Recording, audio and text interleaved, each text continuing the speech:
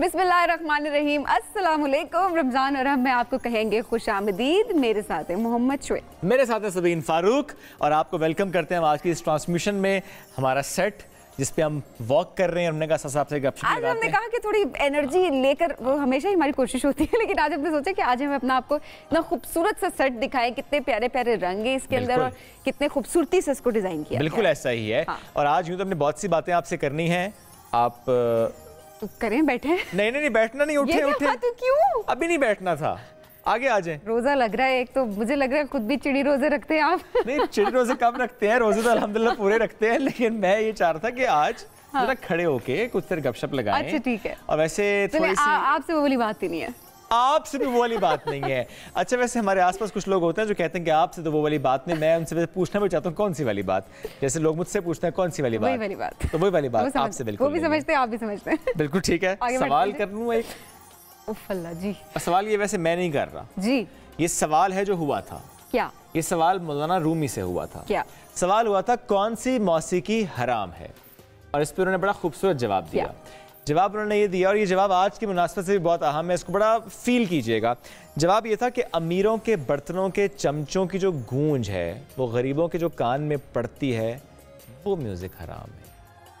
कितनी खूबसूरत बात की है। और ये चीज़ें छोटी छोटी जब हम निकाल के लाते हैं, कोशिश ये होती है कि आप इनके बारे में बात करें, तो महसूस कर सकें। आज इर्द गिर्द ज़रूर देखें आपके इर्द गिर्द कौन से लोग हैं जो कुछ नहीं अफोर्ड कर पा रहे होते, और स्पेशली जो आप अपनी ज़िंदगी की जो बड़ी बड़ी चीज़ें दिखा रहे होते हैं ना सबको, कि आप दिखा रहे हैं बड़ी बड़ी चीज़ें, जी मेरे पास बड़ी गाड़ी है, मेरे पास बड़ा घर है, मेरी इफ्तारी में ये सब होता है। और अक्सर औकात हम तस्वीरें बना बना के अपलोड कर रहे होते हैं, बजाय इसके कि हम ये चीज़ देखें कि वहाँ पर कौन से ऐसे लोग हैं जो कि अफोर्ड नहीं कर पा रहे और किनका दिल इससे ख़राब हो रहा है। बिल्कुल ऐसा ही है। और सभी जो हम बात करते हैं ना परेशानी की, मुश्किल की, ज़ाहिर पाकिस्तान एक मुश्किल दौर से गुजर रहा है, जो हम हमेशा सुनते आए हैं।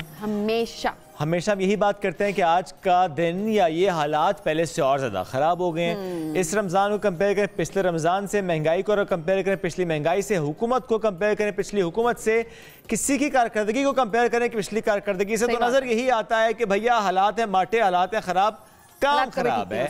तो फिर एक और बात की जाती है, जो करना है भैया आपने खुद करना है, सड़े ते ना रहना, आप करना है जो करना है। क्या करें, अब बहुत सारे लोगों ने वो करना शुरू कर भी दिया, जो नहीं जिन्होंने करना शुरू किया वो भी जरा सुन ले। वो करना आपने ये है, एक्स्ट्रा सोर्स ऑफ इनकम के पीछे लग जाएं, कुछ ना कुछ। किसी काम को छोटा बड़ा मत समझें।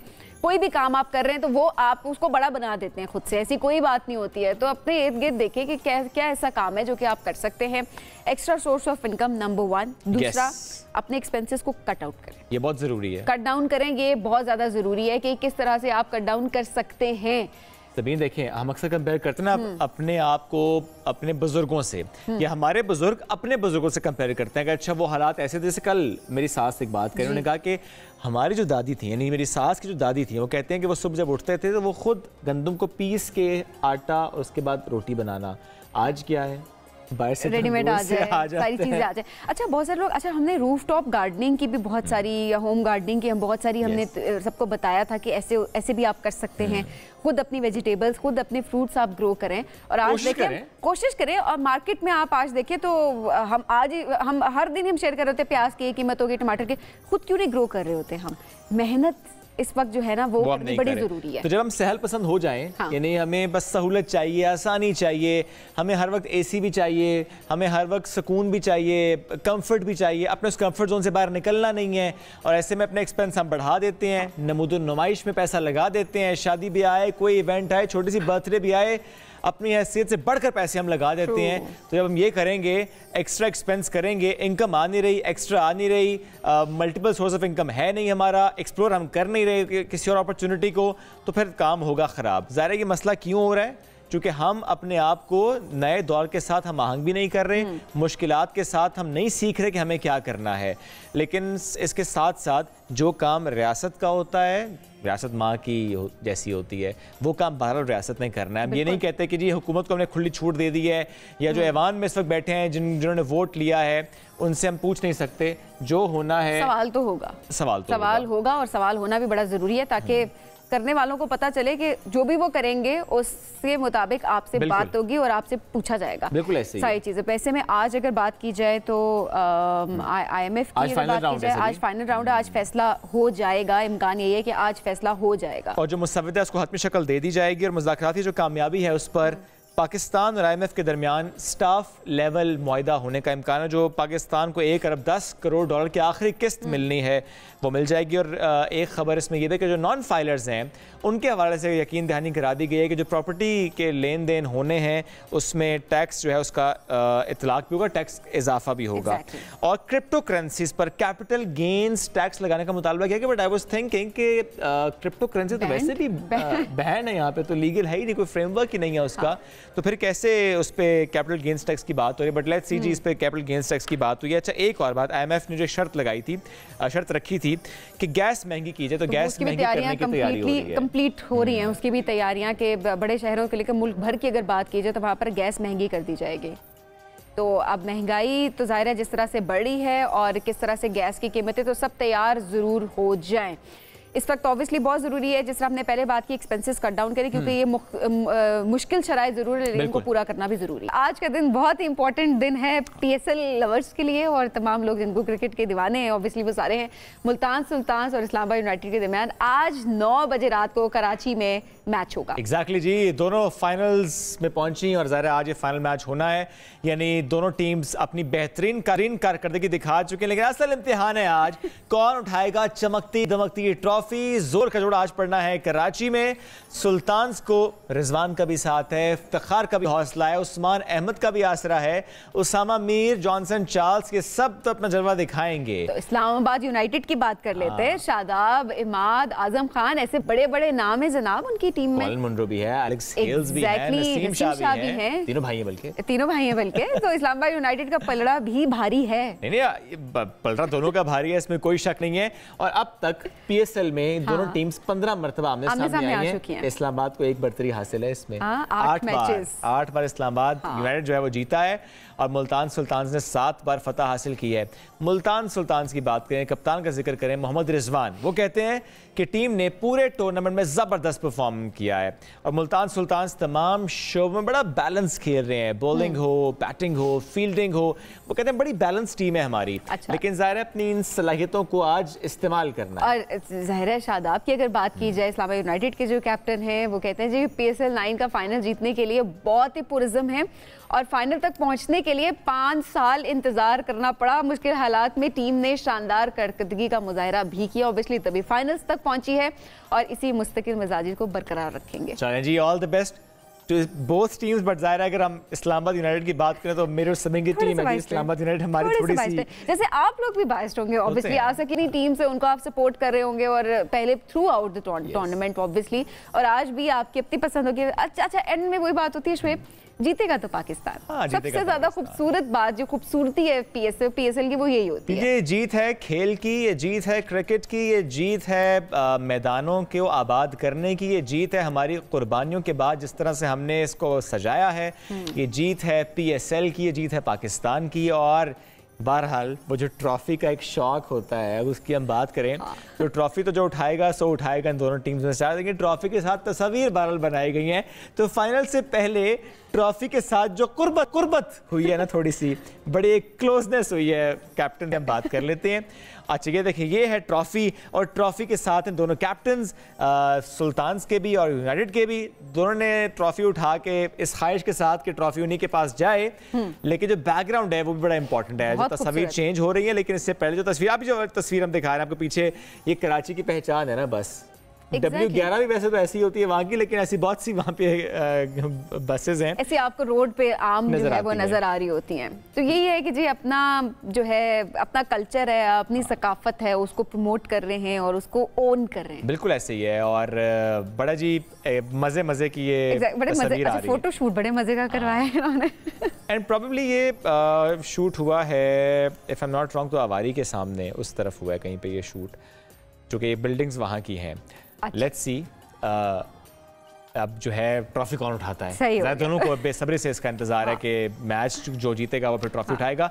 तो we are wishing and we hope कि बड़ा ही ज़बरदस्त मैच आज सजे। और एक चीज़ और हम इस मैच जरूर करेंगे, आज साबित करना है कराची वालों ने, टीम भले आपकी हो गई है बाहर, साबित करना है आपने उस खेल के मैदान में पहुंच के स्टेडियम को आबाद करके, स्टेडियम को भर कर अपने नारों के साथ, अपनी एनर्जी के साथ कि हम कितने जिंदा दिल कौम हैं। तो आज रात 9 बजे मैं पूरे कराची से कहता हूं, आज साबित करना है आपने कराची वाले कितने जिंदा दिल। वैसे तो रात भर जागते हो, आज आपने पहुंचना है कराची के स्टेडियम में और इस मैच में सपोर्ट करना है। इफ्तारी करके सोना नहीं है आप सबने, वैसे भी नहीं सोते, वैसे भी नहीं सोते, लेकिन इफ्तारी करके सुस्त नहीं होना, आपने आना लाजमी है, बड़ा जरूरी है।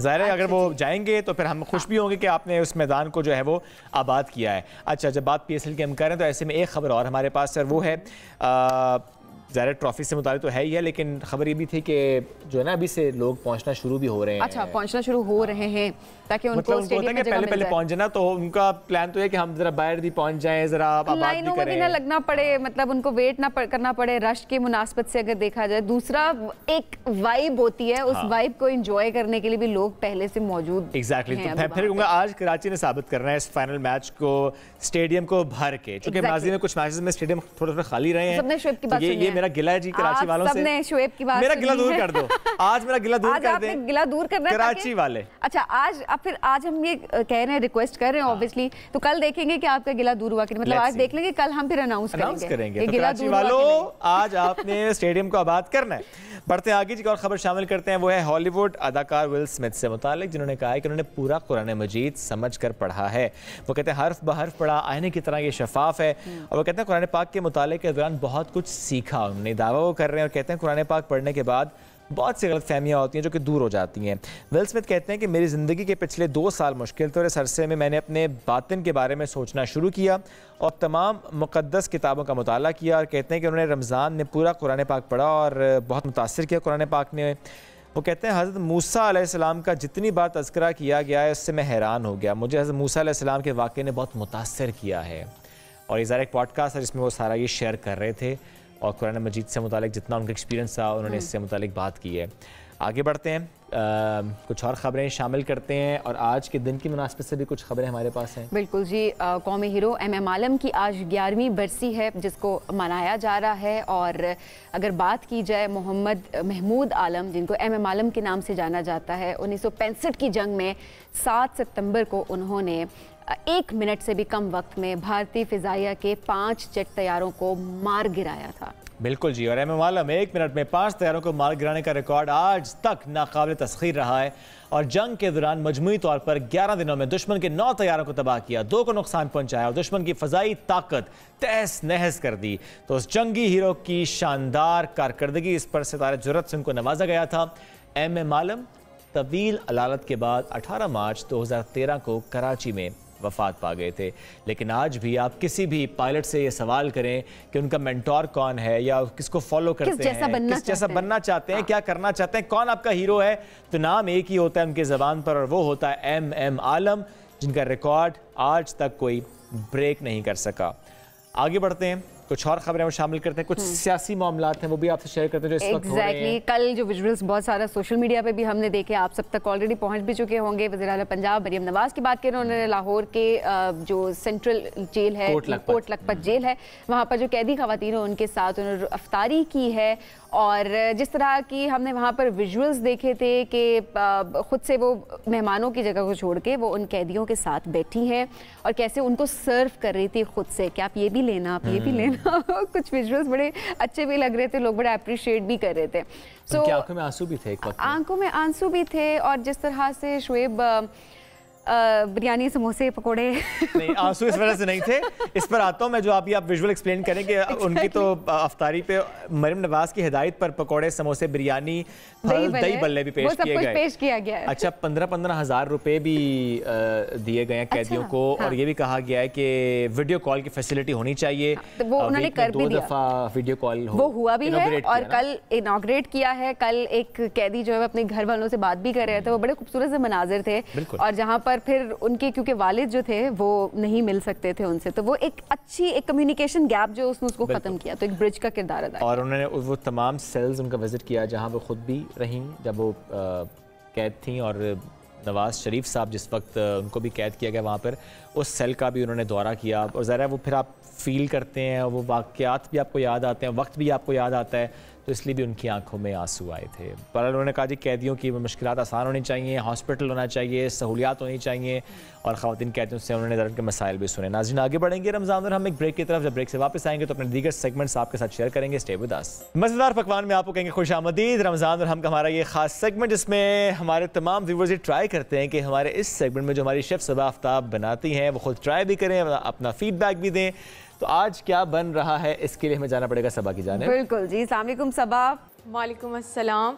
आज बहुत मज़े की चीज़ें बन रही हैं। आज हमारे पास है दाल मखनी, चना दाल मखनी। और मैं ही सोच रही थी इतने दिनों से हम लोग फ्राइड आइटम्स कर रहे हैं और मीट खा रहे हैं, तो उसको थोड़ा सा टोन डाउन कर सकते हैं, क्योंकि रमज़ान में भी अगर ऐसे होता है ना कि बहुत ज़्यादा फ्राइड आइटम खाते हैं या क्या, तो फिर पेट अपसेट होना शुरू हो जाता है। सो इसलिए बेहतर होता है कि लाइक उसको स्विच अप करते रहें। तो मैं सोचा let's do a very nice dal makhani, chana dal makhani. And उसके साथ हम बनाएंगे सौंफ का शरबत और हमारे पास हैं सबरोसों के पराठे। तो सबसे पहले हम दाल यहाँ पे स्टार्ट कर देंगे और फिर हम so on and so fourth, फिर सौंफ की शरबत की तरफ जाएंगे। फॉर श्योर भिगोई होगी पहले से? दाल मैं एक्चुअली बॉईल करके लाई हूँ, वो सिर्फ भिगोने से इतना काम नहीं होता है जब तक उसको बॉईल कर लें, क्योंकि ना वो होता ये है कि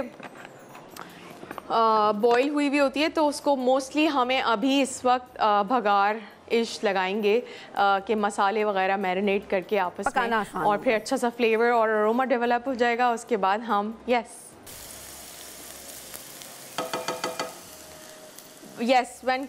when प्याज they change color, they go from opaque to translucent. Okay. अपना रंग छोड़ देंगे, they're white, right? And then they become सो ये हो गया एक साइड पे, और इस साइड पे मैंने सौंफ का शरबत चढ़ाना है, क्योंकि वो ना कावा स्टाइल है, तो उसको थोड़ा सा यानी बनने में देर लगेगी। अच्छा, ये वैसे आजमूदा भी है। आपने जिस तरह पहले भी कहा ना कि अगर घर में किसी का पेट खराब हो जाए, ज़रा जिस तरह फ्राई आइटम्स इंसान खा रहा होता है बहुत ज़्यादा और ज़्यादा ही खा रहा होता है, तो उसमें बड़ा अच्छा होता है सौंफ का पानी या सौंफ का कावा या सौंफ का शरबत। बिल्कुल ऐसे ही है। मैंने सबसे पहले तो ऐड कर दिया था पानी, और पानी के अंदर डाल दिया है सौंफ 75 ग्राम्स हैं। 3 से 4 आपने पीसेज ऐड करने हैं इलायची के, और इसको सिमर होने देना है। तो ये होता रहेगा इधर साइड पे सिमर। इसको हम कवर कर देंगे। प्याज हो गए हैं ट्रांसलूसेंट। प्याज के अंदर हम ट्रांसलूसेंट हो गए हैं। इसके अंदर हम ऐड कर देंगे अदरक लहसुन का पेस्ट, और इसमें ऐड करेंगे थोड़ा सा बटर ऐड करेंगे अभी। Actually half of what I have, 2 tablespoons right now and 2 tablespoons at the end. तो मखनी वाला जो फैक्टर है बेसिकली वो हम इसी तरह अचीव कर रहे हैं ना। इसके अंदर अच्छा अब मसाले डालने शुरू कर देते हैं।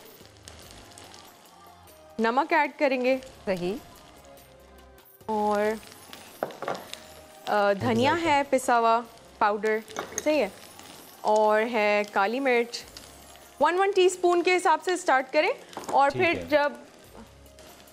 फिर आपने इसमें ऐड करना है टर्मरिक या पिसी हुई हल्दी, और ज़ीरा पिसा हुआ, और गरम मसाला पिसा हुआ। सब कुछ 1 या ½ टीस्पून से शुरू करें, और फिर बाद में देख लें कि या घर में कोई बच्चा है उससे चखा के और देख लें कि अगर कोई चीज़ की ज़रूरत है। और लाल मिर्च डल गई और चिली फ्लेक्स, ठीक है। यस, ये सब कुछ ऐड कर लिया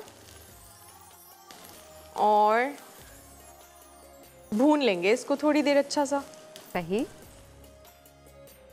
खुशबू आ रही है। जब भी स्टूडियो में खुशबू आ रही होती है ना, तो मुझे बहुत ज़्यादा दिल चाहता है कि काश आप लोग इधर ही होते, तो आप लोगों को पता चलता है एक्चुअली। नहीं, दूसरी ऑप्शन भी थी कि आप इधर होती। ओके, या so you know you CAD actually witness कि कितनी प्यारी खुशबू आ रही है। हम तो खुश होते हैं कि अफ्तारी का सारा निज़ाम हमारे सामने हो गया। बहुत ही ज़बरदस्त। अब यहाँ पे हम पराठा बनाने लगे हैं जो कि हम अपनी दाल के साथ सर्व करेंगे। पराठाज हम यूज़ कर रहे हैं सबरोसो के, यानी आसानी और यस।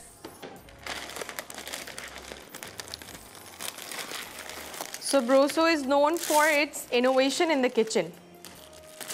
और Sabroso की 2 नए प्रोडक्ट्स हैं इस वक्त में जो कि आप लोग ट्राई कर सकते हैं। एक चिकन स्ट्रिप्स हैं और एक चिकन स्प्रिंग रोल्स हैं, यस। और आप लोग वो ट्राई कर सकते हैं। मैं तो हमें जैसे नॉर्मली अगर मिलता है टाइम उस तरह से बनाने का घर पे, पहले से आप बना के और रख दें, लेकिन बाज़ दफ़ा टाइम नहीं होता है। Just let's be really realistic.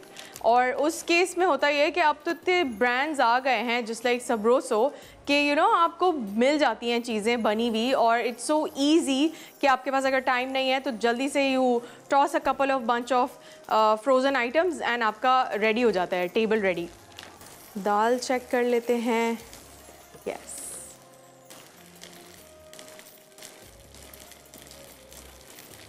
दाल के अंदर हम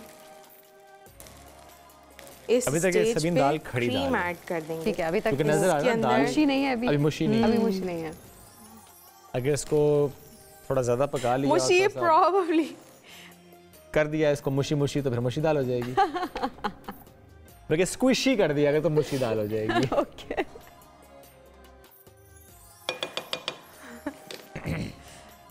स्क्विशर है हमारे पास, मुशर देखें, या ओह नाइस। ये मेरे लिए बिल्कुल नई चीज़ है कि इसे मुशर कहते हैं।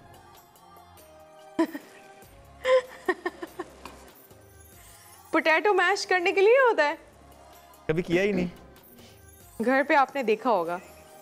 नहीं तो वैसे देखा तो झूठ होगा है, किचन में। ये वैसे झूठ है कि मैंने कभी पोटैटो मैश नहीं, आपने कभी आलू को मैश नहीं किया? नहीं, कभी भी नहीं मुशर किया? से नहीं किया ना, ऐसे पकड़ के अच्छा, हाथ से कर किया है। देसी लोग हम भी। इसके अंदर इसको फ्लिप कर ब्लेंड कर लें। लें। नहीं, गरम दाल ब्लेंड कैसे ये करें? देखें क्यों कि नहीं करते। नहीं पता है ब्लेंड करने का ये है कि आप उसकी ना नहीं कर सकते हैं, करते कर हैं, सकते हैं। लेकिन अगर कर लेना तो वो फिर सारा एक जैसी हो जाती है। ठीक हो गया, तो अब पराठा भी तैयार हो चुका है तकरीबन, आई बिलीव। इसके अंदर आधा पहले तैयार था, पराठा आधा हो उन्होंने चुका कर है, दिया। यस। इसके अंदर बस क्रीम ऐड वही कर ना। रहे हैं। असल मेहनत तो उसकी है ना, वो जो पहले आप पूरा एक सबरोसो ने पेड़ा की है, लेते बोल हैं, दें, उसे बोल बेलते दें। हैं। तो इसलिए सबरोसो ने आसानी कर दी ना, आधा काम कर दिया, बाकी आधा आपने खुद कर पेड़ा दिया। नहीं बनाना पड़ा ना। यस, ये हो गया। दाल हम डिश आउट कर लेते हैं क्योंकि दाल हो गई है। फिर हम अपना ये उतार लेंगे, सौंफ का शरबत। जी हाँ, ये बंद हो गया। इसको एक टॉस कर लेते हैं। वो हो, ये भी हो गया, इसको बंद कर दें।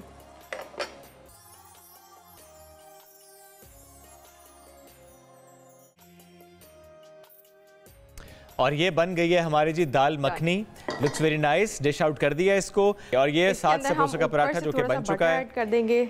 और इसमें आपने बटर अच्छा ऐड भी किया है, बनाते हुए भी ऐड किया था, और जब बन के डिश आउट करने के बाद ये बटर ऐड किया, तो it looks so delicious now.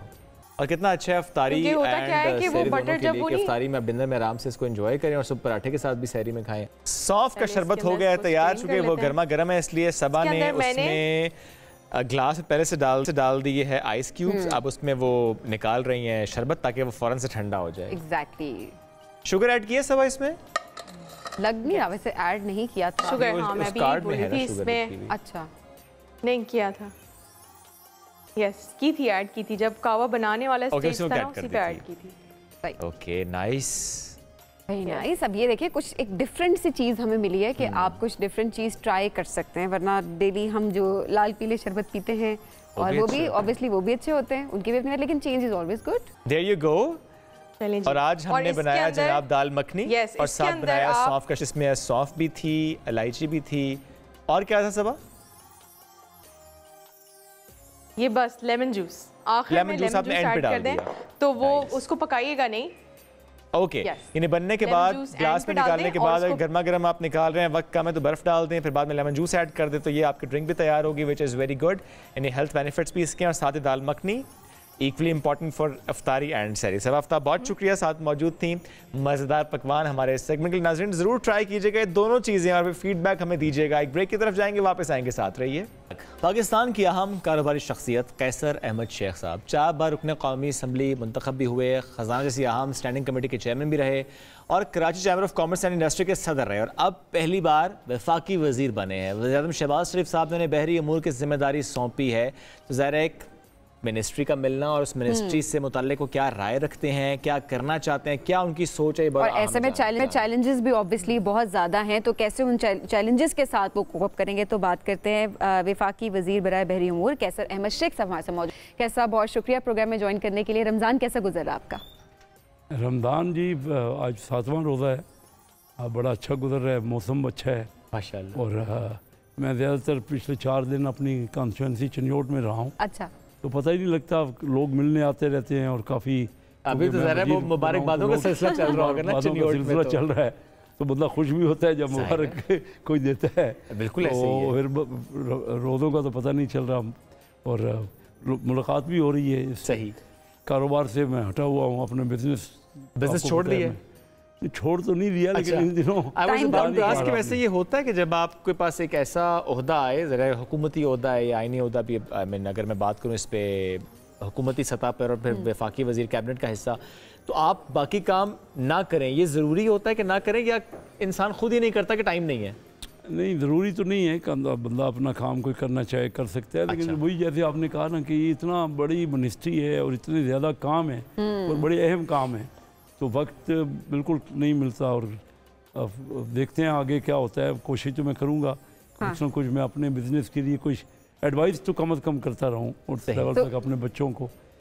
लेकिन ये तो सही आप कह रहे हैं कि वक्त नहीं मिलता, क्योंकि वक्त नहीं मिलता और बड़ा मेहनत तलब काम होता है मिनिस्ट्री का भी। तो क्या चैलेंजेस अभी आपको नजर आ रहे हैं सबसे ज़्यादा, जिन पे काम करना भी ज़रूरी है वज़ारत मिलने के बाद? चैलेंजेस हमारी असल बात तो है कि मईशत रुकी पड़ी है। यानी इस वक्त जो तरक्की हो रही है ना, वो दुनिया में अमेरिका में नहीं हो रही या यूरोप में नहीं हो रही, उनका ग्रोथ रेट बहुत कम है। हमारा रीजन जो है ना, इस इलाके में तरक्की हो रही है। मुझे ये हम लोगों को एहसास हो रहा है कि इस इलाके में तो हो रही है, लेकिन इस इलाके के बाकी मुल्क तरक्की कर रहे हैं और पाकिस्तान नहीं कर रहा। तो ये बहुत बड़ा चैलेंज है कि हम मुल्क को कैसे तरक्की दिलवाएं, हम क्यों नहीं कर रहे, किस तरह। इसमें मुख्तलिफ हमारे फैक्टर्स रहे हैं। एक तो आप देखते रहे कि हमारे बॉर्डर्स पे भी जंगें चलती रहीं बहुत काफ़ी। फिर हमारे जो आपस की रंजिशें हैं ना, पार्टियों में चार्टर ऑफ डेमोक्रेसी का और चार्टर ऑफ इकानमी का ना होना, एक दूसरे से जब आप इख्तलाफ करेंगे किसी जगह भी, एक देहात में कोई आपस में लोग लड़ पड़ेंगे तो सारा दिन वो उसी लड़ाई झगड़े के सोचते रहेंगे ना। इसी तरह मुल्कों का भी होता है। भाई सियासत तो है अपनी अपनी हम करें, लेकिन रियासत का पहले ख्याल करें ना, अपने मुल्क का ख्याल करें, मुल्क को आगे बढ़ाइए, तो सबका कॉमन है ना। लेकिन वो हमने नहीं किया।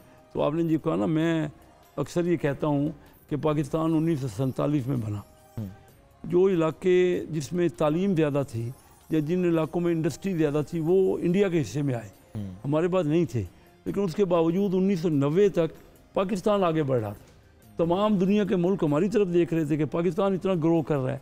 उनको हम कहते थे, IMF कहता था इंडिया के हिंदू रेट ऑफ ग्रोथ है और हमारा 6-7% तरक्की हो रही थी 1990 तक।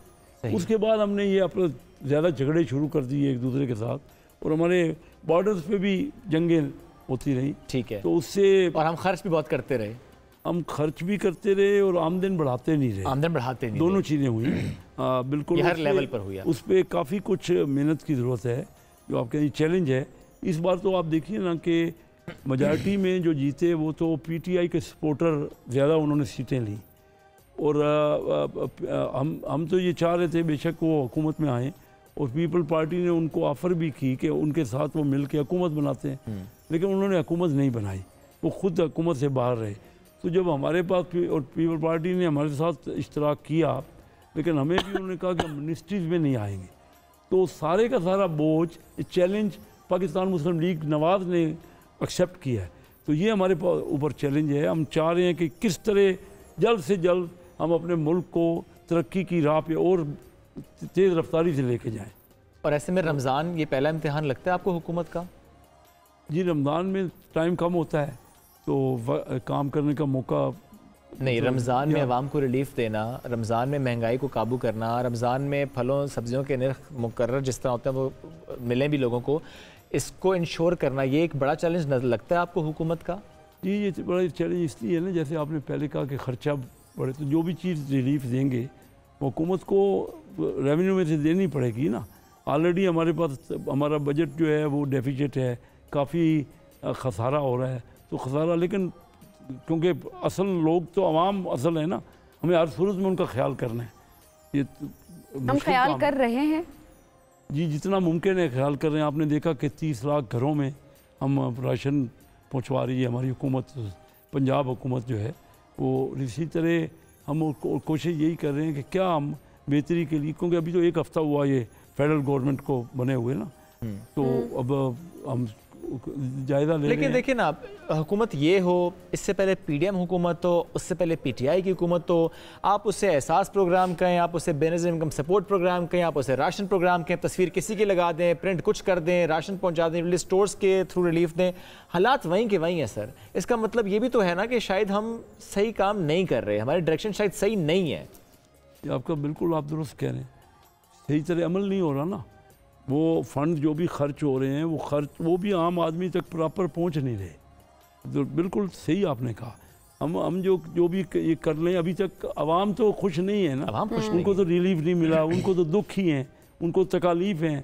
तो वही हमें, जब तक हम दूर नहीं कर सकेंगे, वो हमें वोट देते हैं, हम अपने वहाँ पे वादे करके आते हैं, तो उनके साथ हमने कमिटमेंट्स ऑनर करनी है। अच्छा, तो पहले जी कैसा पहले नहीं हुआ, अब कैसे होगा?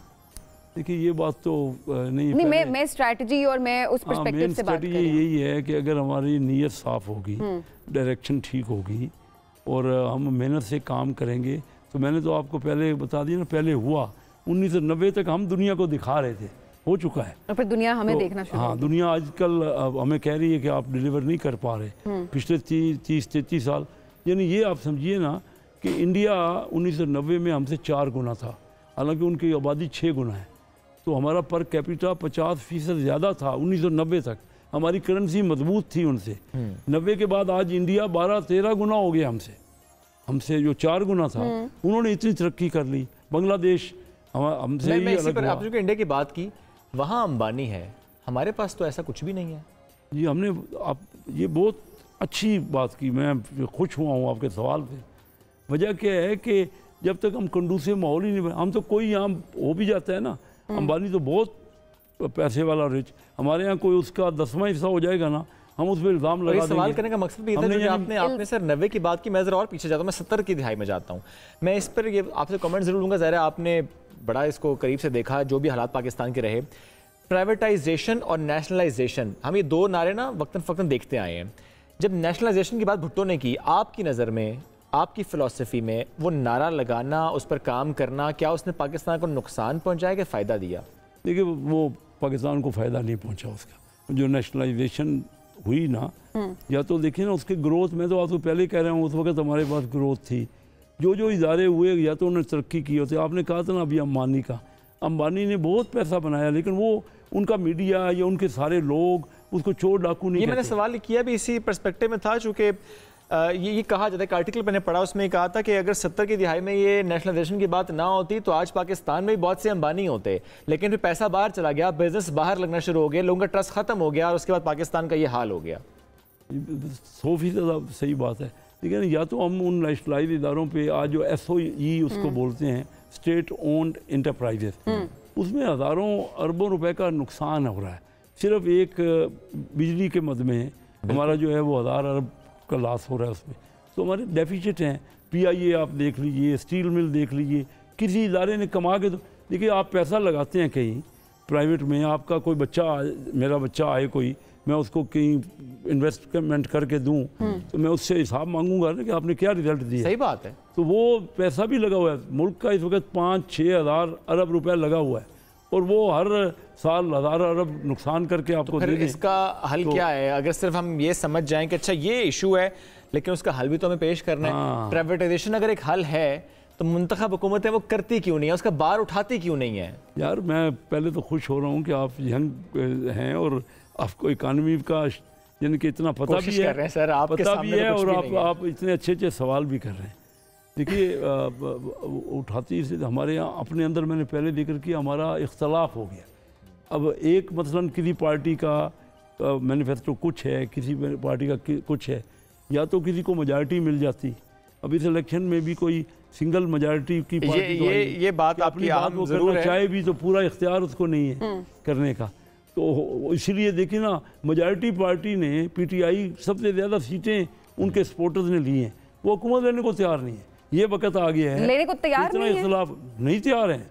उनको कहा गया, पीपल पार्टी ने कहा कि हम आपको सपोर्ट करते हैं, आप हुकूमत में आ जाएं, लेकिन उन्होंने चैलेंज कबूल नहीं किया ना। तो फिर आपने चैलेंज कबूल किया, अब लेट्स सी चैलेंज कबूल किया है, मुश्किल चैलेंज है। अब लेट्स सी पीएमएलएन की गवर्नमेंट इसे किस तरह से आगे लेकर चलती है। सर बहुत शुक्रिया, एक न्यूज़ ब्रेक की तरफ हमें जाना है। कराची में इंसानी जान बचाने वाली अद्वियात की कीमतों में होशरबा इजाफा हो गया है। शुगर के मरीजों के लिए इंसुलिन की कीमतें भी बढ़ गई हैं, जिसके बायस जाहिर है शहरी बहुत ज़्यादा परेशान भी दिखाई दे रहे हैं। सरकारी अस्पतालों की बात की जाए और शहर भर के मेडिकल स्टोर्स की बात की जाए, उनमें इंसुलिन की किल्लत भी पैदा हो गई है और जहाँ इंसुलिन अवेलेबल है वहाँ पर मेडिकल स्टोर्स के जो मालिकान है अपनी अपनी मर्जी की कीमतें लगाकर इसे फरोख्त कर रहे हैं।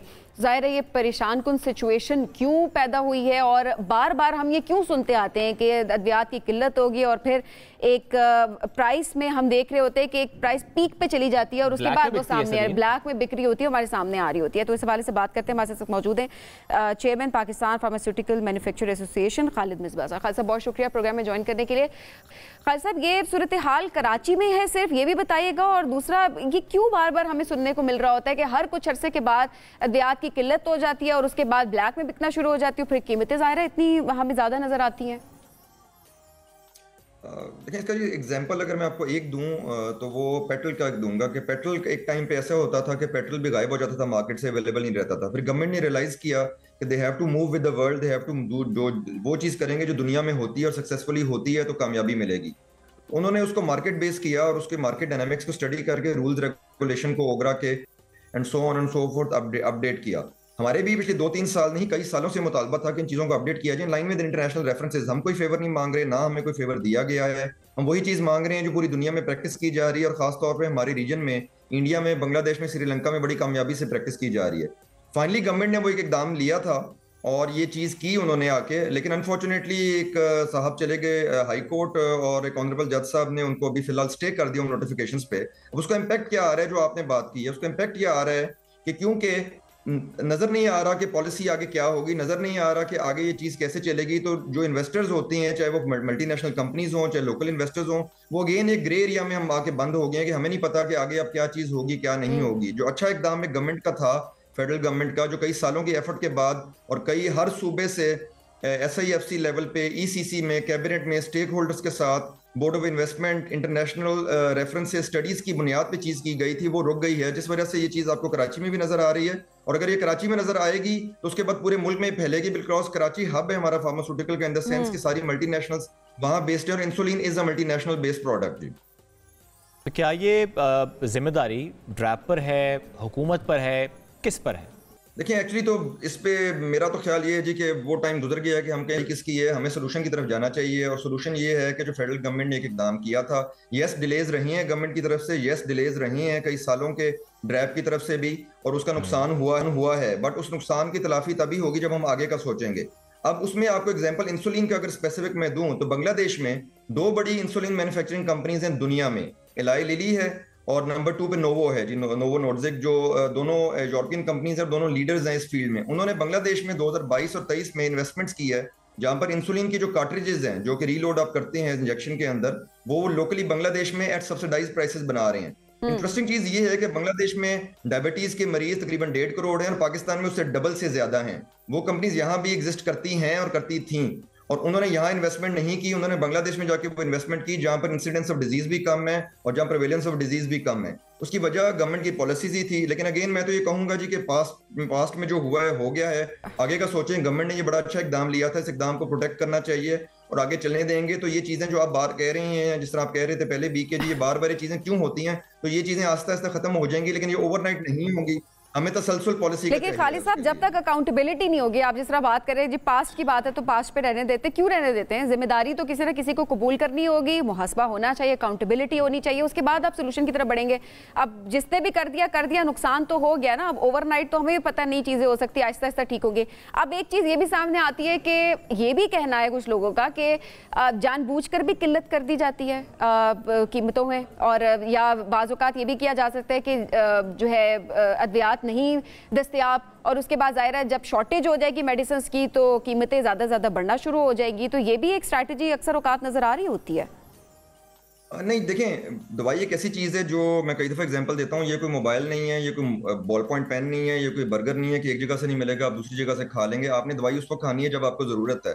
दवाई कोई लग्जरी नहीं है, ये कोई टूथपेस्ट नहीं है, एक ब्रांड नहीं मिलेगा मैं दूसरा ले लूंगा या मैं दो दिन बाद आके खरीद लूंगा, पुरानी यूज कर लूंगा। आपने दवाई उस वक्त खानी है जब आपको उसकी जरूरत है। कोई भी कंपनी ये किस तरह चाहेगी कि एक ब्रांड उसका एस्टेब्लिश है मार्केट में कई सालों के एफर्ट के बाद, और पेशेंट एक खरीदने आए वो दवाई, अस्पताल एक खरीदने आए तो दवाई अवेलेबल ही ना हो, उसको अगर उसमें प्रॉफिट हो रहा है तो वो क्यों नहीं बेचेगा? आई मीन फॉर एग्जांपल, एक गाड़ी अगर बिक रही है तो कोई बनाना बंद कर देगा क्योंकि उसमें प्रॉफिट हो रहा है, और प्रॉफिट बढ़ाने के लिए ऐसे कोई नहीं करेगा। ये इंटरनेशनल कंपेटिटिव मार्केट है आजकल के दौर में, इंफॉर्मेशन एज है, बड़ी इजीली पता लग जाता है ऑल्टरनेट्स क्या अवेलेबल हैं। कोई भी ब्रांड ये नहीं चाहेगा कि उसकी दवाई पेशेंट खरीदना बंद कर दे और किसी दूसरी ब्रांड पे शिफ्ट हो जाए, बिकॉज अगेन ये आप भी समझते हैं, हर कोई समझता है, जो भी कभी दवाई लेता है, दवाई आपने उस वक्त लेनी है जिस वक्त आपको उसकी जरूरत है, आपने उसका इंतजार नहीं करना कि जब। और ऐसे में इस वक्त जो मामला आपको नजर आ रहा है कि with in few days sort out हो जाएगा, हमें तो जो पूरी उम्मीद है, because unfortunately Lahore high court में जब ये पटिशन आई है, उन्होंने फेडरल गवर्नमेंट को और बाकी पार्टीज को, मुतल्लिका स्टेक होल्डर्स को बुलाया नहीं है। इसके पीछे तकरीबन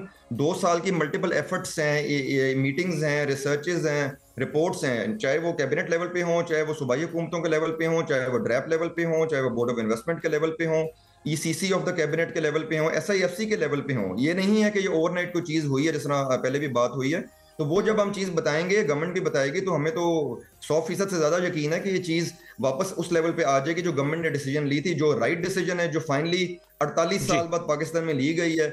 और अनफॉर्चुनेटली हम पहले ही 15 से 20 साल दुनिया से पीछे चल रहे हैं इस फील्ड में, तो हमारे पास बिल्कुल टाइम नहीं है कि हम फर्दर वक्त जाया करें। एग्जैक्टली, ये बड़ी अहम बात है कि हमारे पास टाइम नहीं है कि हम इन बातों की तरफ अब जाएं, लेकिन ऑब्वियसली सोल्यूशन ढूंढना बड़ा ज़रूरी है और वी रियली होप के सोल्यूशन मिल जाए, क्योंकि नुकसान आवाम का ही होता है। खासा बहुत शुक्रिया हमें वक्त देने के लिए। नाज़रीन, हम बढ़ेंगे एक ब्रेक की जानिब, स्टे विद अस। एक बड़ी खुशगवार सी हमारे पास खबर थी, हमने सोचा कि वो भी सबसे शेयर करें और मेहमान से मुलाकात करवाएं। एक ऐसी मेहमान हमारे साथ मौजूद है जिन्होंने फलाही शोबे में अपनी ज़बरदस्त खिदमात के ज़रिए कौम का सर फ़ख्र से बुलंद कर दिया और उन्हें आलमी सतह पर काफ़ी अप्रिशिएट किया जा रहा है। हम बात कर रहे हैं रोहेल फाउंडेशन की बानी अलीज़े ख़ान की, जिन्हें हाल ही में बरतानिया में डियाना लेगेसी अवार्ड से नवाजा गया और ये एजाज़ हासिल करने वाली पहली पाकिस्तानी खातून बन चुकी हैं। और फलाही तंजीम अख़ुवत, उसकी बुनियाद रखने वाले डॉक्टर अमजद साकिब उनकी बहू हैं आप, और पिछले कई अरसे से समाजी खदमात के शोबे में बहुत अहम किरदार अदा कर रही हैं।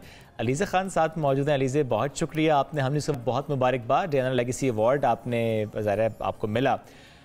हम न्यूज़ की तरफ से बहुत मुबारकबाद आपको। थोड़ा सा जानना चाहेंगे इसका बैकग्राउंड। ज़ाहिर है आपकी बहुत सी कॉन्ट्रीब्यूशंस रही होंगी, लेकिन बिलखुसूस इस अवार्ड की जब हम बात करते हैं तो वो कौन से फैक्टर्स थे जिसने कॉन्ट्रीब्यूट किया, फिर आपने ये अवार्ड हासिल किया? यहाँ पर जो लेगेसी अवार्ड होता है, ये ऑल ओवर द वर्ल्ड सिर्फ 20 बच्चों को दिया जाता है, और इसे सबसे मेन क्राइटेरिया इस अवार्ड को देने का यही होता है कि आप कितनी उम्र से अपना काम स्टार्ट करते हैं। तो जो the younger you are, the more chances you have to win. तो इसीलिए यहाँ पे सारे it's a young leaders award basically. और आई थिंक जिस बुनियाद पे मुझे ये अवार्ड दिया गया है वो ये है कि जब मैं 16 साल की थी तब मैंने ऑफिशियली अपना काम स्टार्ट किया। जब मैं 9 साल की थी मैं इन चीज़ों में आ गई थी, मैंने चीज़ें करना शुरू कर दी थी। तो आई थिंक इस बुनियाद पे उन्होंने मुझे इस अवार्ड के लिए सिलेक्ट किया है। ज़बरदस्त। तो मतलब ये क्राइटेरिया होता है कि आपने कितने टाइम से, कितना जल्दी आपने उस काम को शुरू किया था। और आपके अलावा किन किन लोगों को ये मिला है? पाकिस्तान में तो ज़ाहिर आप पहली हैं। जी पाकिस्तान में एक्चुअली पहली खातून जिसको अवार्ड मिला है। इससे पहले आई थिंक एक पाकिस्तानी को अवार्ड मिला है ये वाला। तो यहाँ पे बांग्लादेशी भी थे 2, इंडियंस भी 2 थे, कोई बाली से था, कोई अमेरिका से थे। तो काफी डाइवर्स ग्रुप था रिसिपिएंट्स का। सही। अच्छा अलीज़े, इसके अलावा अगर बात की जाए फलाही कामों की आपकी, तो क्या क्या काम हैं जो कि आपने 9 साल की उम्र में भी आपने शुरू किए, फिर 16 साल और उसके बाद ज़ाहिर है फिर आपने अभी तक उनको कंटिन्यू करी हैं? तो तो बेसिकली रूरल फाउंडेशन का जो मेन काम है वो है खाना डिस्ट्रीब्यूट करना, राशन डिस्ट्रीब्यूट करना। और हम खाना जो है हम पूरा साल डिस्ट्रीब्यूट करते हैं राशन। हम गरीब बच्चियों की शादियों का खाना भी स्पॉन्सर करते हैं। और मैं 9 साल की थी जब से मैंने ये छोटे छोटे स्टेप्स लेना शुरू किए थे, जैसे चौक पे कोई खड़ा हुआ है तो उसको ठंडा पानी देना, कहीं राशन कहीं कचरा नजर आए सॉरी तो वो उठाना। और ये छोटे छोटे स्टेप्स करते करते तो फिर आहिस्ता जाते मैंने 16 साल की उम्र में ऑफिशियली अपनी फाउंडेशन स्टार्ट कर ली थी। तो इसका मेन काम तो है फूड डिस्ट्रीब्यूशन, और इसमें मेनली है राशन डिस्ट्रीब्यूशन। जैसे हमारे पास ट्रांसजेंडर्स हैं, विडोज हैं, जिनको हम मंथली राशन डिस्ट्रीब्यूट करते हैं, हम कुक्ड मील्स डिस्ट्रीब्यूट करते हैं। और हमारा ये है कि हम हर प्रोविंस में राशन और खाना डिस्ट्रीब्यूट करते हैं। हम बलूचिस्तान जहाँ पे ज़्यादा ऑर्गेनाइजेशंस नहीं पहुँच पाती, हम वहाँ पे भी करते हैं। और फिर हम ऑर्फनेजेस अडॉप्ट करते हैं और उनको रिफॉर्म करते हैं, लाइक उनको ट्रांसफॉर्म करते हैं। तो हम ऑर्फनेजेस अडॉप्ट करते हैं। हमने काफ़ी फंड रेज किए काफ़ी डिफरेंट ऑर्फनेजेस के लिए। और फिर हमें एक स्कूल है जो रेड लाइट एरिया में था, उसके लिए भी हमने काफ़ी मेहनत की थी, काफ़ी काम किया था। तो इस तरह से हमारा, लेकिन जो हमारा मेन फोकस है वो फूड डिस्ट्रीब्यूशन और राशन डिस्ट्रीब्यूशन है ऑल ओवर पाकिस्तान। ओके, और ऐसे में आपने पाकिस्तान में क्या मिसिंग लिंक्स देखे? जब हम बात करते हैं लोगों की हेल्प करने से मुताल्लिक, ज़रा लोग इंडिविजुअल लेवल पर भी हेल्प आउट करते हैं, ऑर्गेनाइजेशंस भी होती हैं, एनजीओज भी होती हैं, काम कर रही होती हैं। स्पेशली जब मैंने फ्लड्स के मामले पर देखा कि वहाँ पे एक इंटीग्रेटेड सिस्टम की रिक्वायरमेंट सामने आई कि अच्छा बहुत से इदारे होते हैं काम करना चाहते हैं, लेकिन बड़ा ज़रूरी होता है कि इंटीग्रेटेड एफर्ट हो। आपने क्या देखा पाकिस्तान में से कौन से मिसिंग लिंक्स हैं जिसको एड्रेस करना चाहिए तमाम इदारों को साथ मिलकर, ताकि हर शख्स तक ये सपोर्ट पहुँच सके? आई थिंक सबसे मेन चीज तो यही है कि सारी ऑर्गेनाइजेशंस को मिलके काम करना पड़ेगा। मैंने यही देखा था कि अगर सब ऑर्गेनाइजेशंस मिलके काम करते, क्योंकि हर ऑर्गेनाइजेशन जो है वो हर प्रोविंस में नहीं जा सकती है। तो what we can do is कि एक ऑर्गेनाइजेशन जो है वो फंड रेज करे, एक ऑर्गेनाइजेशन जो है वो ग्रास रूट पर जाके हेल्प करे, फील्ड वर्क करे। तो आई थिंक सबसे मेन चीज जो हम ये कर सकते हैं अगर नेक्स्ट टाइम वो यही है कि हम सारे मिलके काम करें।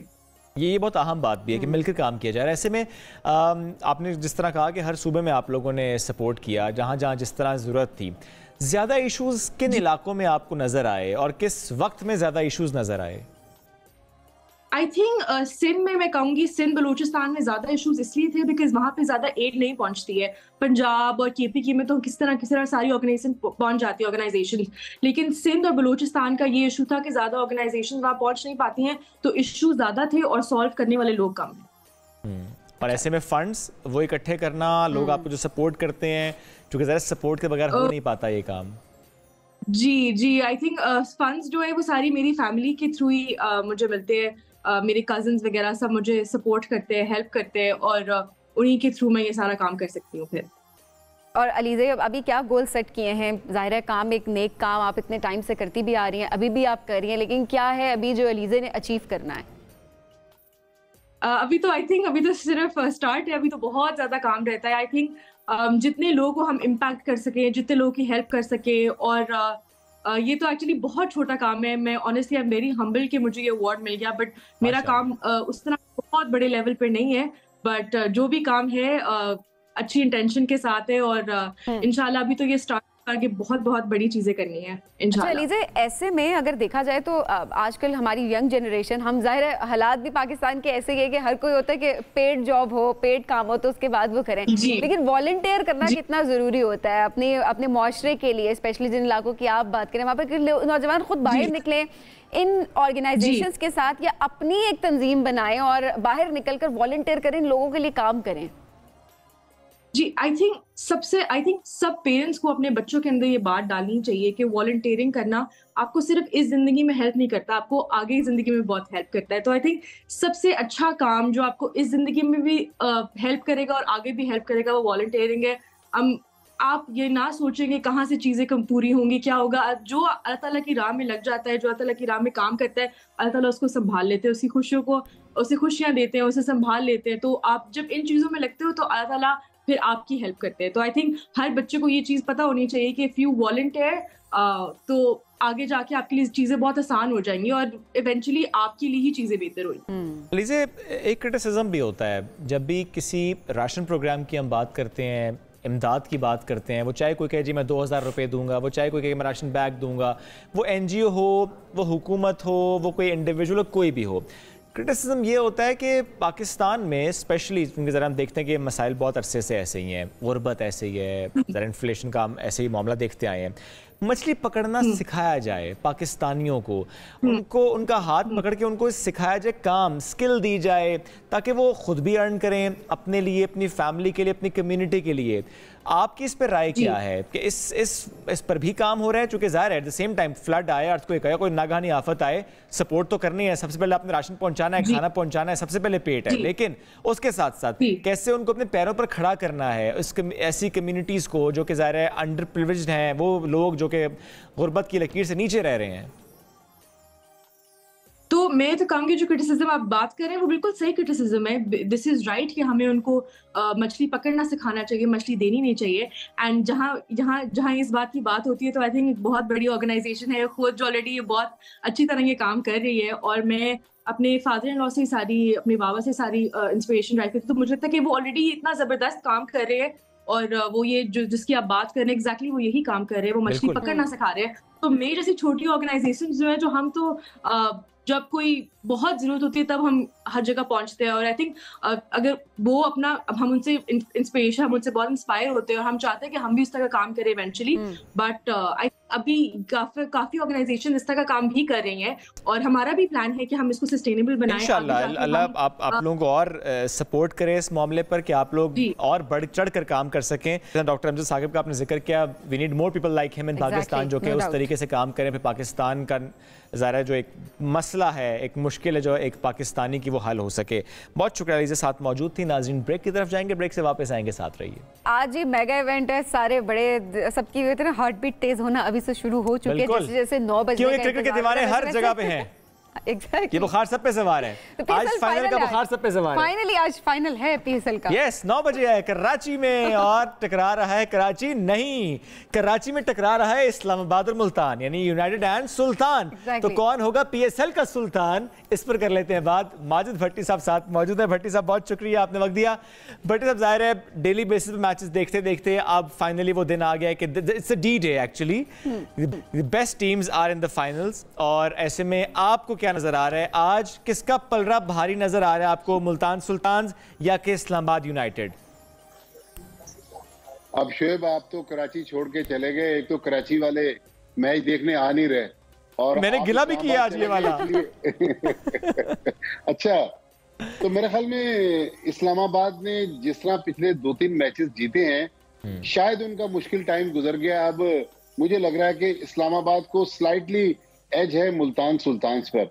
और पिछला मैच जिस तरह परसों Islamabad United, what a match it was जी, वो हैदर अली और इमाद वसीम ने जिस तरह की बैटिंग की, तो मुझे लग रहा है कि इस्लामाबाद, और फिर इस्लामाबाद का जो शोएब और सबीन जो ट्रैक रिकॉर्ड है कि इस्लामाबाद 2 बार फाइनल में पहुंचा है, दोनों बार फाइनल जीता है और पिछले 2 फाइनल मुल्तान सुल्तान हारा हुआ है।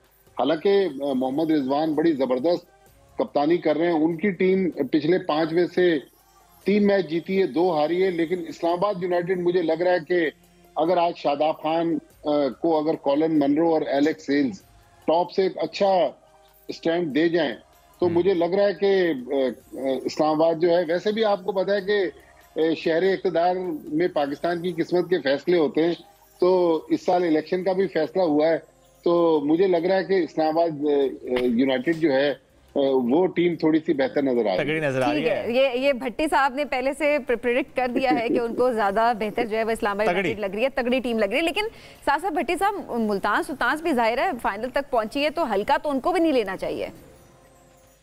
नो डाउट, बल्कि 2 जो ऐसे प्लेयर्स हैं मोहम्मद रिजवान और उस्मान खान, इनको अगर आप बैटिंग में देखें, और पिछले मैच में जिस तरह नौजवान यासिर खान ने बैटिंग की थी जब इस्लामाबाद मुल्तान सुल्तान फाइनल में पहुंचा है, फिर बॉलिंग में उसामा मीर आप देखें कि 23 विकेटें टूर्नामेंट में ले चुके हैं और पाकिस्तान की जिस तरह स्लो और लो विकेटें हैं उन पर लेग स्पिनर्स जो हैं वो कामयाब रहते हैं।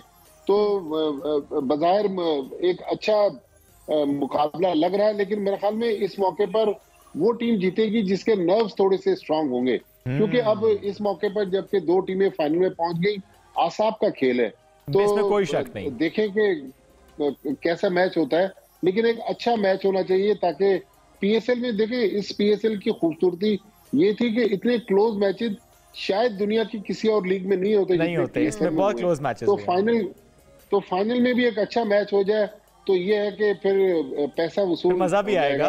और ऐसे में भट्टी साहब टॉस जीतकर किसी भी टीम को फैसला क्या करना चाहिए आज की पिच को, कंडीशंस को देखते हुए? What do you think? देखिए, बड़े मैचेस में हमने जितने दुनिया में world cup, champions trophy, ICC T20 world cup, तो बड़ी टीमें कोशिश करती हैं कि पहले बैटिंग करें और एक अच्छा प्लेटफॉर्म सेट करके दें, दूसरी टीम पर प्रेशर बिल्ड करें। तो अब देखना है कि इस्लामाबाद यूनाइटेड ने हालांकि पिछले मैच में 180 प्लस बनाकर वो टारगेट 19 ओवर्स में चेस किया, लेकिन मेरे ख्याल में टॉस जीतकर पहले बैटिंग का फैसला दानिशमंदाना होगा। फिर एक ये ड्यू फैक्टर की हमारे एक्सपर्ट बार बार बात करते हैं। देखिए, मैं तो रोजाना रात को तकरीबन 12:30-1 बजे जब अपनी गाड़ी के करीब पहुंचता हूं तो मैं उसकी छत पे हाथ लगा के देखता हूं कि ओस तो नहीं गिरी हुई। तो कराची में आजकल ओस तो नहीं गिर रही, बल्कि बहुत ज्यादा ड्राई वेदर है। अगर आप वेदर फोरकास्ट भी देखें तो ह्यूमिडिटी मेरे ख्याल 14-15% है। काफी स्किन आपकी जो है ना वो ड्राई महसूस हो रही है, तो ओस का तो कोई चांस नहीं है। तो इसलिए मेरे ख्याल में बैटिंग विकेट होगी कराची की, जिस तरह होती है 180-190 स्कोर बनेगा, लेकिन अगर पहले जो टीम 190 बना देगी तो चेस करना आसान नहीं होगा। बिल्कुल ठीक है भट्टी साहब, बहुत शुक्रिया, साथ मौजूद थे। आपकी मुलाकात एक ऐसी ज़बरदस्त कैलीग्राफर से आज हम करवा रहे हैं जिनके मुनफरद इस्लामी ख़ताती ना सिर्फ पाकिस्तान बल्कि दुनिया भर में पसंद की जाती है, और उन्होंने हाथ से 2 कुरानी मुसहफ़ लिखने का एजाज़ भी हासिल किया है। और एक मुसहफ़ 1 साल में, जबकि दूसरी 7 माह में तहरीर की गई, जो कि मुल्की सतह पर एक रिकॉर्ड है। और ये दोनों मुसहफ़ मस्जिदुल हराम और मस्जिद नबवी में रखे गए। कितना बड़ा एजाज़ है उनके लिए, उनका काम वहाँ पर डिस्प्ले है। और तीसरी बार तुर्क आर्ट में आब ज़मज़म से कुरान मजीद वो तहरीर कर रही हैं, और मस्जिदुल हराम, मस्जिद नबवी, सफ़ा, मरवा, अरफात, दीगर कई मुक़द्दस मकामात पर बैठ कर कुरान मजीद तहरीर करने की सादत इनको हम बात कर रहे हैं अमारा अफशीन की, जो इस वक्त हमारे साथ मौजूद है। अस्सलाम वालेकुम। वालेकुम अस्सलाम, अल्हम्दुलिल्लाह मैं बिल्कुल ठीक। आप कैसे हैं? बिल्कुल ठीक ठाक। हमारा इतने मुकद्दस मकामात पर आपने कुरान पाक लिखा है, वहाँ पर बैठ के थोड़ा सा बताइएगा उन मकामात के बारे में। ऑलरेडी हमने जिक्र भी कर दिया, क्या एहसास थे, कैसा तजुर्बा था? सबसे पहले तो अल्लाह ताला का जितना शुक्र अदा किया जाए वो कम है, जिसने मुझे ये सादत बख्शी कुरान पाक हाथ से लिखने की, और फिर वहाँ पर जाकर मुझे मौका नसीब हुआ कि मैं वहाँ पर जाकर लिखूँ। अल्हम्दुलिल्लाह वहाँ पर जितनी भी ज़ियारत मकामात ज़ियारत थी, वहाँ पर मुझे कुरान पाक अपने हाथ से लिखने का शर्फ हासिल हुआ। ख़ास तौर पर हतीम, आपको मालूम है खाना काबा का जो हिस्सा है उसमें कितना रश होता है, उस जगह पर मुझे 2 दफ़ा कुरान पाक अपने हाथ से लिखने की सादत हासिल हुई। बिल्कुल ऐसा है ना जैसे खाना काबा का अंदर का हिस्सा हो, बिल्कुल अंदर। और दूसरा ये कि रियादुल जन्नत जो जन्नत का टुकड़ा है मस्जिद नबी सल्लल्लाहु अलैहि वसल्लम में, तो वहाँ पे मुझे 2 दफ़ा कुरान पाक लिखने की शर्फ हासिल हुआ। As a Pakistani first female. अच्छा, वैसे अलाउ नहीं होता वहाँ पे? वहाँ पे नहीं अलाउ ना, तो ये अल्लाह की तरफ से एक मेरे लिए बहुत बड़ा इनाम है, जिसको कह सकते हैं रहमत है, सबब बन जाता है, सबब बन गया कि मुझे वहाँ पर कुरान पाक हाथ से लिखने की सादत हासिल हुई। फिर इसी तरह गारे हिरा में जो है मुझे 2 दफ़ा वहाँ अपने हाथ से कुरान पाक लिखने की सादत हासिल हुई। इस दफ़ा जब मैं गारे हिरा में जा रही थी तो मेरा जाते हुए थोड़ा जो टकना है वो दर्द करने लग गया, चला नहीं जा रहा था। तो एकदम से आवाज़ आती है कि कुरान पाक लिखने आई हो तो चढ़ो। अच्छा। तो अल्हम्दुलिल्लाह, तो मैं फिर उसके बाद अल्लाह ताला ने ऐसी रहमत की कि मुझे वो तकलीफ़ का एहसास भी नहीं हुआ, और बहुत आसानी के साथ जब मैं वहाँ पहुँची। और आपको पता है वहाँ पे कितना रश होता है, तो उस रश पे अल्लाह ताला ने कैसे इंतज़ाम किया, जगह खाली बनाई, और वहाँ पे आराम सुकून से मैंने बैठ कर कुरान पाक लिखा अल्हम्दुलिल्लाह। इसी तरह जहाँ पर फतह मक्का बैत रिजवान हुई थी और सूरह फतह नाज़िल हुई, वहाँ पर मुझे सूरह फतह ही लिखने का एजाज़ हासिल हुआ। ऐसे ज़रा कई मकामात ऐसे जहाँ पर आपने बैठ के कुरान मजीद तहरीर किया। अब ऐसे में मैं ज़रूर जानना भी चाहता हूँ आपसे कि मस्जिद नबवी और मस्जिद हराम जहाँ पर आपके कुरान पाक के मुसहफ़ रखे गए हैं, ये कैसे मुमकिन हुआ कि आपके वो नुस्खे वहाँ रखे गए? फिर चूँकि देखिए बहुत से लोग कैलीग्राफी कर रहे होते हैं, नुस्खे लिख रहे होते हैं, लेकिन ये एजाज़ भी बहुत कम लोगों को हासिल है कि उनके नुस्खे पर वहाँ रखे भी जाएँ।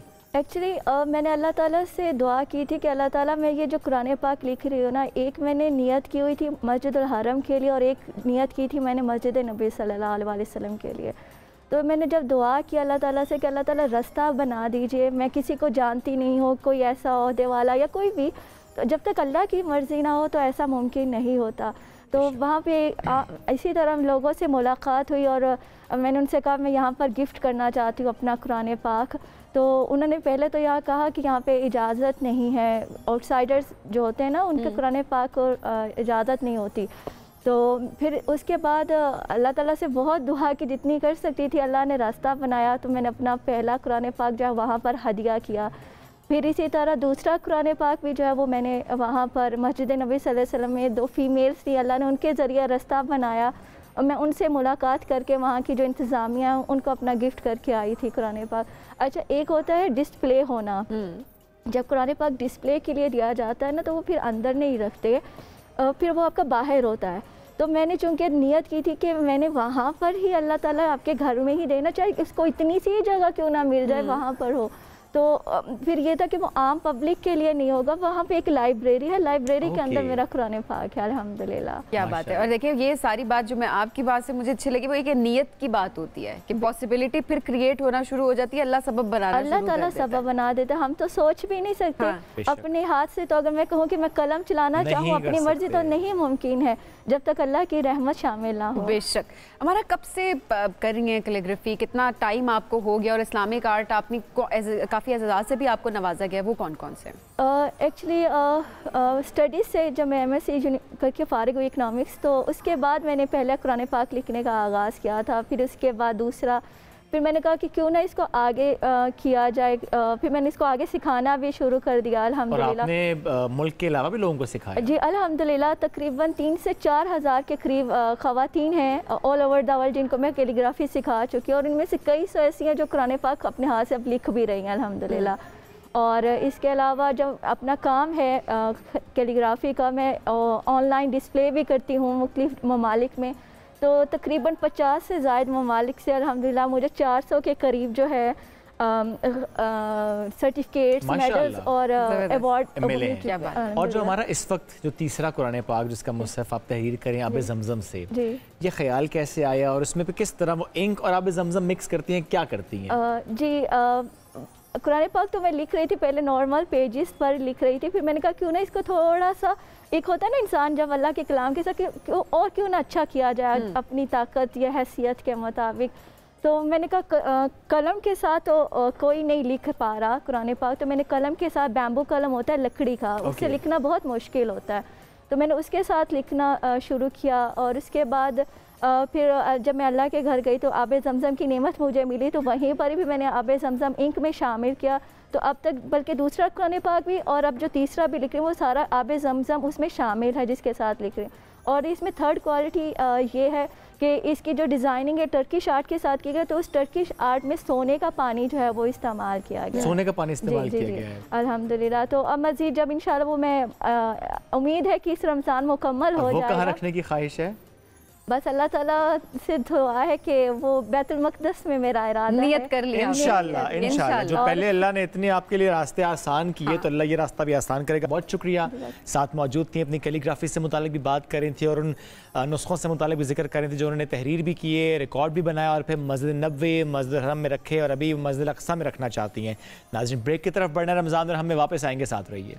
क़ससुल अंबिया हमारा ख़ास सेगमेंट रमज़ान और हम में, जिसमें आज हम बात करेंगे हज़रत इब्राहीम अलैहिस्सलाम की, अल्लाह के जलील क़द्र और मुक़र्रब तरीन पैगम्बरों में से एक हैं और इसी मुनासबत से उन्हें खलीलुल्लाह यानी अल्लाह का दोस्त भी कहा जाता है। हज़रत इब्राहीम अलैहिस्सलाम जिनका कुरान मजीद में 63 मरतबा ज़िक्र आया, जबकि एक सूरह इब्राहीम आब अलैहिस्सलाम के नाम से मंसूब है। हज़रत नूह अलैहिस्सलाम के बाद हज़रत इब्राहीम अलैहिस्सलाम पहले नबी हैं जिन्हें अल्लाह ताला ने तौहीद की दावत फैलाने के लिए मबूस फरमाया और उन कोशिशों में उन्हें किन मुश्किलात का सामना करना पड़ा, उनका किरदार कैसा रहा, किस हालात में उन्होंने क्या रिस्पॉन्स दिया। तो आज की इस नशिस्त में, बल्कि सिर्फ आज नहीं, चूँकि हालात व वाक़यात ऐसे हैं कि इसे हम 2 नशिस्तों में लेकर जाएंगे, तो आज और कल हम हज़रत इब्राहीम अलैहिस्सलाम से मुताल्लिक़ गुफ्तगू करेंगे। स्कॉलर डॉक्टर खुर्रम इलाही साथ मौजूद हैं। डॉक्टर साहब बहुत शुक्रिया। डॉक्टर सबसे पहले हम बात करना चाहते हैं बचपन की। हज़रत इब्राहीम अलैहिस्सलाम, उनका बचपन कैसा था? उनको सवालात याद कराए गए थे अल्लाह ताला की तरफ से। उन्होंने सबसे पहले अपनी वालदा से पूछा था कि मुझे बताएं कि ये आप लोग सितारों की पूजा आपके समाज में क्यों होती है? तो माँ ने आगे से थोड़ा सा समझाया बच्चे को।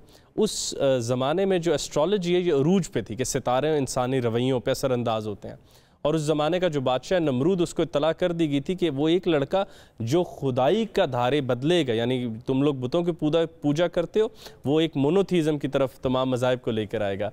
तो हज़रत इब्राहीम अलैहिस्सलाम आखिरकार एक दिन पहाड़ की चोटी पर गए और वहाँ जाके उन्होंने कहा, क्योंकि एस्ट्रोलॉजर्स हैं या सारे इल्म नजूम वाले हैं, तो मैं भी सितारे देखता हूँ। वो एक सितारे को देखने लगे, वो टिमटिमाता रहा, आखिरकार वो चला गया। तो उन्होंने कहा यार ये कैसे मेरा खुदा हो सकता है, ये तो चला जाता है। आखिरकार उनकी आंख रुकी चांद के ऊपर और उन्होंने चांद को गौर से देखा और फिर उन्होंने कहा अरे भाई ये भी चला गया सुबह आते ही। फिर उन्होंने कहा अरे सबसे बड़ा सितारा, सबसे बड़ा वो तो सूरज है, अब उसको गौर से देखता हूँ। तो उन्होंने गौर से उसको देखा तो वो भी चला गया। तो फिर वो वापस अपनी वालदा के पास आए। उन्होंने कहा मुझे तो यहाँ के लोगों को दावत देनी पड़ेगी, कम अज़ कम खुदा ये सितारे नहीं है, मतलब कि वो कोई और है, क्योंकि ये सब तो ढल रहे हैं। और फिर उनकी दावत शुरू हुई। तो कहते हैं कि उनको थोड़ी बहुत ही रेजिस्टेंस अपने महल्ले और इर्द गिर्द से शुरू होगी, लेकिन वो बड़े स्टेडफास्ट थे। आखिरकार बात आगे बढ़ती है।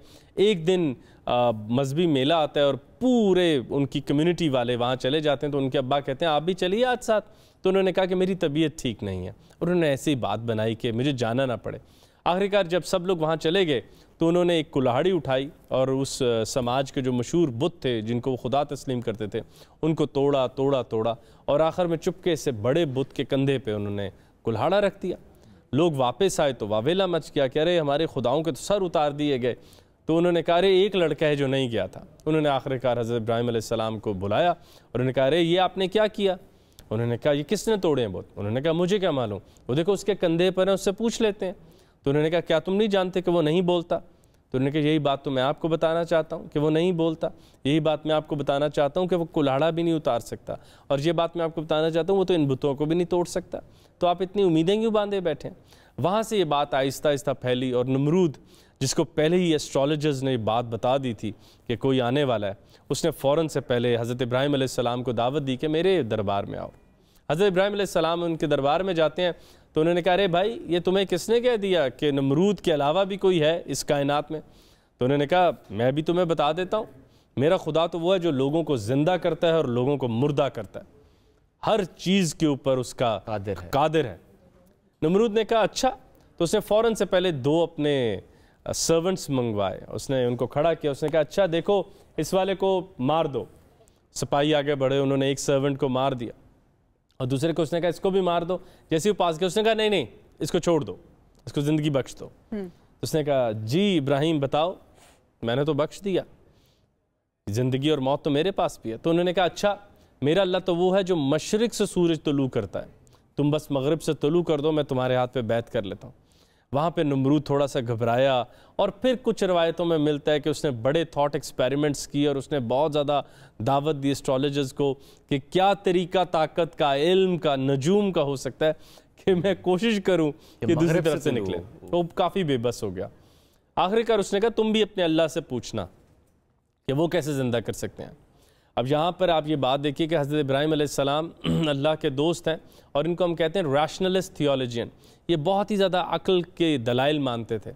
आप अल्लाह ताला के पास जाते हैं और कहते हैं वो कुरान मजीद फ़ुरक़ान हमीद में काला इब्राहीम रब्बी अरिनी कैफ़ तहयिल मौता, ए अल्लाह तू मुझे मौत के बाद ज़िंदा कैसे करेगा। यहाँ सबसे अहम सवाल जो आज हमारे समाज, हमारे मुआशरे और ख़ुसूसन मुस्लिम वर्ल्ड को चाहिए, अल्लाह ताला जो कादिर व मुतलक हैं, जिनसे आप बात करते हो जानते हैं कि वो अल्लाह हैं और वो क्या 1000 ज़िंदगियाँ दे सकते हैं, 1000 सर दे सकते हैं, आप उन्हीं से इंक्वायर कर रहे हैं कि बताएं आप मुझे ज़िंदा कैसे करेंगे। आप तो उससे बात कर रहे हैं। और देखिए अगर कोई चीज़ बात कर रही हो तो मुझे यकीन है वो उधर है, और अगर वो अल्लाह है तो बाय ऑल डेफिनेशन वो ये सब कई बार कर सकते हैं। तो अल्लाह ताला ने पूछा कि भाई आपको यकीन नहीं। उन्होंने कहा अब ये बिल्कुल एग्जैक्ट कुरान मजीद में ऐसे लिखा है, यकीन तो है, दिल की तसल्ली नहीं हो रही। अब यहाँ से आज आप दावत दे दीजिए तमाम बच्चों को जो सबीन कहती हैं, तमाम बड़ों को, तुलबा को, तालिबात को, स्कॉलर्स को, उलमा को, कि हम कहाँ कहाँ से सवाल छोड़े बैठे। हमने सिर्फ जवाबात ठूंसे हुए हैं। हर बड़े से बड़ी डिवाइस सर्च इंजन हमें पूछता है कि यार कोई सवाल पूछो, और सवाल पूछने पर तो समझें एक तरह से पाबंदी, हमने पाबंदी लगाई है ना, तो हम सुन्नत इब्राहिमी तर्क कर बैठे हैं, जो सुन्नत इब्राहिमी उन्होंने बचपन से शुरू की, जिसपे मैंने कहा हमें बचपन से जवाबात दिए गए। और ये हर लेवल पे है ना, हर स्कूल लेवल पे अगर आप देख लें, बच्चा अगर टीचर से 2 से ज्यादा सवाल कर ले तो टीचर उसको पर्सनल लेना शुरू कर दिया और बच्चा घबरा जाता है। इवन घर में माँ बाप से बच्चा अगर बार बार सवाल करे, माँ बाप कहते हैं चुप हो जाओ, खामोश हो जाओ। शोएब भाई, चैट जीपीटी और जदीद सॉफ्टवेयर के दौर में जब जवाबात की रेल पेल है, सवाल पूछने वाला आलिम है, आलिम कहते ही सवाल पूछने वाले को जब तारीख में बदले हैं जवाबात बदले। और सवाल डिफाइन करता है कि आपका नॉलेज क्या है, आपका नॉलेज क्या है। और ये एक आम बात, तहजीब तय होती है चंद सवालात ऐसे बनाने से जिनके जवाबात तब्दील होते रहेंगे, सवाल कभी तब्दील नहीं होंगे। तो हज़रत इब्राहिम अलैहिस्सलाम ने आखिरकार अल्लाह ताला से पूछा तो अल्लाह ताला ने कहा अच्छा तुम इस तरह करो, 2 परिंदे पकड़ो, 2 कबूतर पकड़ो, उनको काटो, ज़िबा करो, आधा एक तरफ रखो और आधा एक तरफ रखो और देखो मैं उनको दोबारा तुम्हारे सामने ज़िंदा करूँगा। आपके सामने जिन चीज़ों को 2 हिस्सों में कि उनको जोड़ना कितना आसान होगा, उस खुदा के लिए जिसने आपको नथिंगनेस से यहाँ पे ले आया। लेकिन सवाल पूछा और कहा दिल की तसल्ली नहीं हो रही। तो इल्मुल यकीन की जो कैफियत है, जो ऐनुल यकीन की कैफियत है, वो अल्लाह ताला ने हज़रत इब्राहिम अलैहिस्सलाम को बख्शी कि उन्होंने मुशाहिदा किया, खुदा गैब में है लेकिन उसकी ज़ाहिर की कायनात का मुशाहिदा किया और फिर आपने जुड़ते हुए देखे।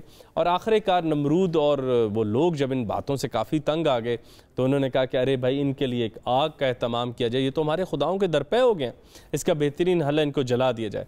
और जलाने के बाद आग इतनी गर्म हो चुकी थी कि दूर से ये फ़ैसला किया गया कि एक मंजनीक से इनको वहाँ पर फेंका जाएगा। और उसका मशवरा भी एक फ़ारिस से आए हुए आदमी ने दिया था। यहाँ भी एक छोटी सी ज़मनी बात सामीन को बतानी, नाजरीन को बतानी बहुत ज़रूरी है कि फ़ारिस के लोग इल्म में कितने आगे थे कि उन्होंने कहा you can throw him in the fire. तो हज़रत इब्राहिम अलैहिस्सलाम के लिए आग तैयार की गई और हज़रत इब्राहिम अलैहिस्सलाम को जब बीच में फेंका गया तो अल्लाह ताला ने आग को हुक्म दिया, जो हमने अपनी पहली किस्त में बात की थी कि जो इब्लीस ने गलती की कि वो चीज़ों को उनके औसाफ पर बड़ा छोटा कर रहा था, उनकी ज़ात पर नहीं। वो ज़ात की बजाय औसाफ का आशिक हो रहा था, ज़ात से नहीं मिलना चाह रहा था। तो जब आप हज़रत इब्राहिम अलैहिस्सलाम को फेंका गया तो वो आग ठंडी हो चुकी थी, वो आप आग में थे लेकिन वो बिल्कुल एक चमन बन चुकी थी, बहार बन चुकी थी। ये बड़ी हैरत की बात है कि अल्लाह ताला चीज़ों के औसाफ तब्दील कर देते हैं। अल्लामा इकबाल का एक बहुत ही बड़ा शेर है यहाँ पे जो कि हम बहुत कम पढ़ते हैं, वो है कि और जो हर आज का इंसान आज सुनते हुए जो किसी मुश्किल में है, जिसको ज़िंदगी में कोई एक नमरूद टकर गया, उसके ऊपर अल्लामा फरमाते हैं आग है, औलाद इब्राहीम है, नमरूद है। आपको इल्म है ना कि हम औलाद इब्राहीम हैं। रसूल करीम सल्लल्लाहु अलैहि वसल्लम फ़ख्र से बताते थे कि मेरे जद्द अमजद इब्राहीम अलैहिस्सलाम है। आग है, औलाद इब्राहीम है, नमरूद है। क्या फिर किसी का इम्तिहान मकसूद है?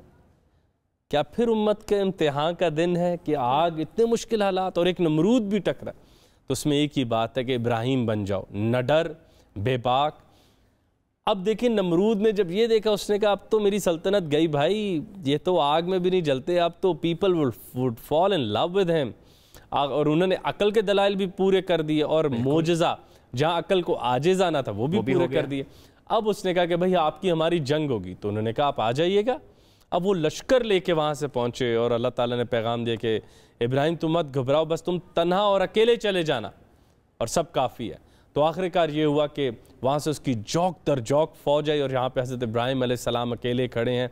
मैं तारीख के किसी हीरो की तरह, वो जो सबीन ने कहा है कि हमारे बच्चों को पता चले बस बेबाक खड़े, अल्लाह मेरे साथ है। जब अल्लाह साथ है फिर कैसा खौफ।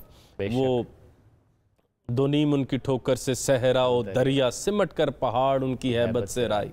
वो खड़े हैं, उन्होंने कहा हाँ भाई अब क्या करोगे? तो मच्छरों की एक फौज आई। जितना बड़ा जालिम, जितना मगरूर, अल्लाह ने उसको उतनी छोटी शय से मारा। और हत्ता के मच्छर जो नज़र नहीं आता, जो खुद एक हवा के झोंके की ना खा सके, और पूरे की पूरी उसकी फ़ौज तबाह हो गई। और आखिरकार एक मच्छर नाक के रास्ते नमरूद के दिमाग में चला गया और उससे उसको इतनी इरिटेशन होती थी कि वो कभी दीवार में टकरे मारता था, कभी किसी को कहता था मेरे सर पर जूते मारो। और आखिरकार 40 दिन बाद इसी तकलीफ़ में वो तड़प तड़प के मर गया।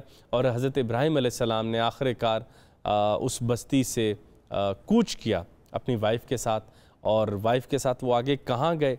और आगे एक बादशाह ने उनके ऊपर फिर एक मुश्किल डाली। वो मुश्किल क्या थी, उस मुश्किल से इब्राहीम अलैहिस्सलाम कैसे निकले, उनको हज़रत इस्माइल अलैहिस्सलाम का तोहफ़ा कैसे मिला, वो दो फिर बड़े इम्तिहानात कैसे आए, इस सब के ऊपर फिर हम कल बात करें। बिल्कुल ठीक है खुर्रम भाई, इसी को हम कंटिन्यू करेंगे इंशाल्लाह कल। उन हालात, उन वाक़यात का जिक्र हम करेंगे, इम्तिहानों का जिक्र होगा, उन हालात, उन वाक़यात में रिस्पॉन्स क्या था हज़रत इब्राहीम अलैहिस्सलाम का, इस पर बात कल होगी। नाज़रीन, वक्त मुख्तसर था, आज की ट्रांसमिशन से इतना ही। दोबारा मुलाकात कल करेंगे। अपना ख्याल रखिए, दुआ में याद रखिए। अल्लाह हाफ़िज़।